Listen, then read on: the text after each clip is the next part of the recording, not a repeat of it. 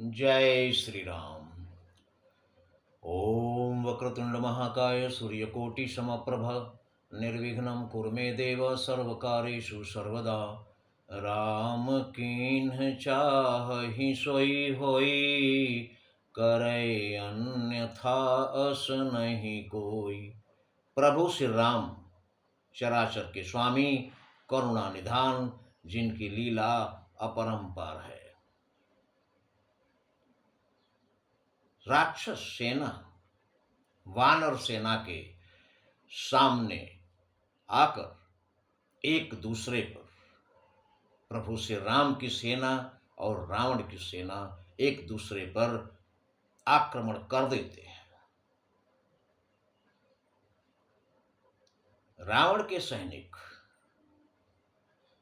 दुर्ग के कंगूरों पर खड़े हैं, वानर सेना नीचे है और युद्ध शुरू हो गया है। अब वानर सेना नीचे रहने के कारण उनसे अपने आप को जब कमजोर महसूस करना शुरू की, बस वानर और भालू जो सैनिक थे, इन्होंने तरकीब अपनाई। राक्षसी सेना पर भारी पड़ने के लिए इन्होंने क्या किया? एक एक निशिचर गही, पुनि कपि चले पराई। नीचे से छलांग लगाकर एक एक राक्षस को एक एक वानर पकड़ लिए। छलांग लगाकर दुर्ग पर चढ़कर एक एक वानर, एक एक राक्षस को पकड़कर और ऊपर से ही दुर्ग से नीचे पटक दिए। उनको ले आकर एक एक वानर, एक एक राक्षस को पकड़ रखे हैं। एक एक निशिचर गही, पुनि कपि चले पराई। ऊपर आप हेठ भट। हेठ भोजपुरी का शब्द है जिसका मतलब है नीचे। तो ऊपर आप और हेठ भट, वानर लोग ऊपर हैं। ऊपर से जब पटकते हैं राक्षसों को तो नीचे जब गिरते हैं तो धरती पर राक्षस है, जमीन पर, और ऊपर उसके वानर लोग हैं। तो हर राक्षस के ऊपर हर वानर ऊपर सवार है, यानी पटक रखा है, चढ़ रखा उसके ऊपर। तो ऊपर आप हेठ कपि, गिरहि धरनि पर आई। नीचे राक्षस और ऊपर वानर ऐसे धरती पर आकर गिर रहे हैं। और इसके बाद जो तबाही, जो आतंक वहां फैला रहे हैं वानर लोग, उनका वर्णन है। राम प्रताप प्रबल कपिजू था, मरदहि निशिचर सुभट बरू था। आनंद कंद मर्यादा पुरुषोत्तम भगवान श्री राम के प्रताप के बल से इन वानर भालुओं में इतनी शक्ति आ गई है कि मरदहि निशिचर सुभट बरू था। रावण के बड़े बड़े निश्चर योद्धाओं को मसल रहे हैं सारे वानर सैनिक और भालू सैनिक। मरदहि मसल रहे हैं, निशिचर सुभट, बड़े बड़े योद्धा सुभट बरू था। उनके समूह के समूह राक्षसों के योद्धाओं के वानर लोग ऐसे मसल रहे हैं जैसे गाजर मूली को मसल दिया जाता है। उसके बाद भी चढ़े दुर्ग पुनि जहाँ तहाँ बानर। उसके बाद सारे बानर कूद कूद कर दुर्ग के ऊपर चढ़ गए और चढ़कर दुर्ग के ऊपर से चिल्ला रहे हैं, जय रघुबीर प्रताप दिवाकर। मर्यादा पुरुषोत्तम भगवान श्री राम की जयकारा के नारे लगा रहे हैं वानर लोग। और उसके बाद हाहाकार भयउ पुर भारी।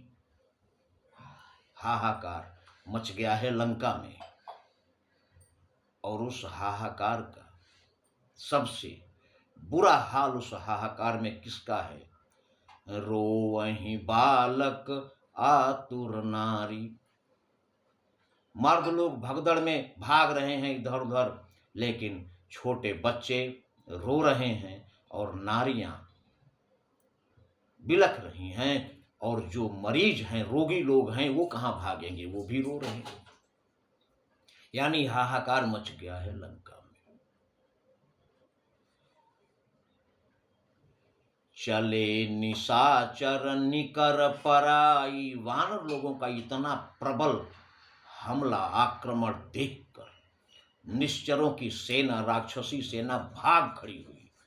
चले निशाचर निकर पराई।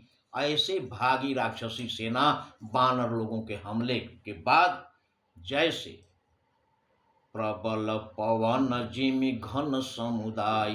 जिस प्रकार तेज हवा जब चलती है तो बादलों के समूह तितर बितर हो जाते हैं, उसी प्रकार राक्षस लोगों के प्रबल पवन रूपी शक्ति के सामने, वानर शक्ति के सामने निश्चर सेना भाग खड़ी हुई। चले निशाचर निकर। राक्षसों के समूह भागने लगे। अब निज दल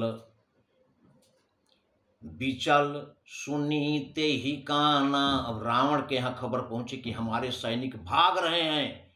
रावण इस अहंकार में बैठा था कि इन बानर भालुओं को तो हमारे सैनिक खा जाएंगे, इनसे लड़ना क्या है। किंतु जब रावण ने सुना कि हमारे सैनिक भाग रहे हैं, बड़ा आश्चर्य हुआ उसे।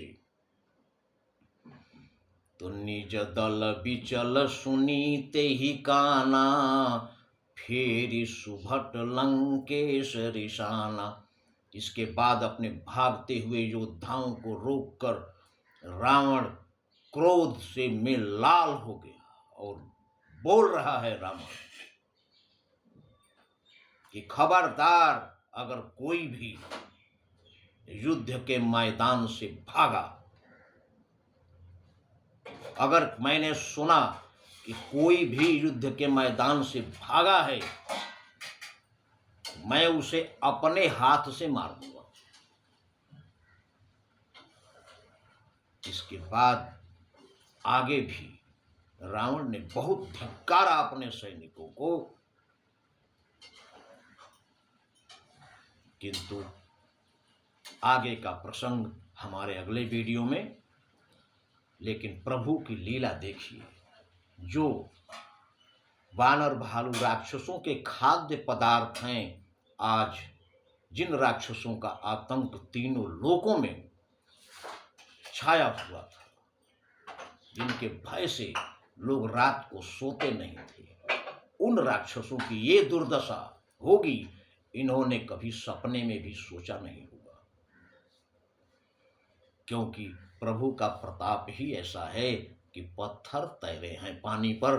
प्रभु के प्रताप पे वो शक्ति है कि पत्थर का एक टुकड़ा भी पानी में डालने पर डूब जाता है, किंतु पहाड़ के पहाड़ तैरे हैं पानी पर सेतु बांधने के समय। इसलिए प्रभु श्री राम ही हैं सब कुछ।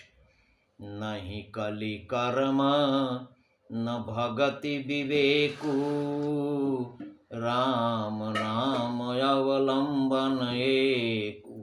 जय श्री राम।